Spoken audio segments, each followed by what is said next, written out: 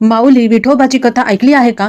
तोच कृष्ण, तोच विष्णू. पण भक्त पुंडलिकामुळे विठ्ठल कसा झाला आणि त्याच्यासोबत रुक्मिणी मातेची अनंत कथा काय आहे? चला तर मग जाणून घेऊया विठोबा रुक्मिणीचं चरित्र. प्राचीन काळी भगवान श्री विष्णूने अधर्माचा नाश करण्यासाठी श्रीकृष्ण अवतार घेतला. विदर्भातील भीष्मक राजाच्या घरात जन्मलेल्या रुक्मिणीने लहानपणापासूनच कृष्णालाच पती म्हणून वर्णले होते. ती म्हणजेच लक्ष्मी देवीचाच अवतार. पण रुक्मिणीचा भाऊ रुक्मी तिला शिशुपालाशी लग्न लावून देत पाहत होता.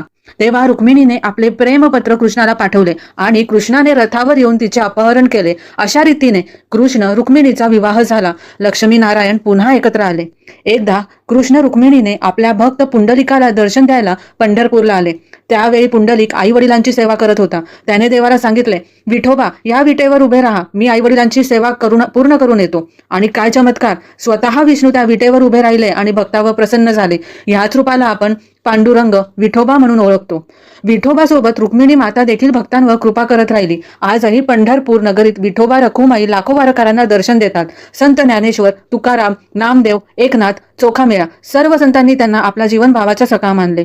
वारकऱ्यांच्या हृदयात कायमचे वसलेले विठोबा आणि रुक्मिणी, ज्यांचा शेवट नाही, ज्यांना मृत्यूचा स्पर्शही नाही, आजही ते पंढरपुरात तितक्याच प्रेमाने उभे आहेत. आपल्या भक्तांची आतुरतेने वाट पाहत त्यांच्याच भक्तीमध्ये सदैव रमलेले आहेत. म्हणूनच वारकरी प्रेमाने म्हणतात, युगान युगे वंदितो महाराजा पंढरीनाथा विठ्ठला.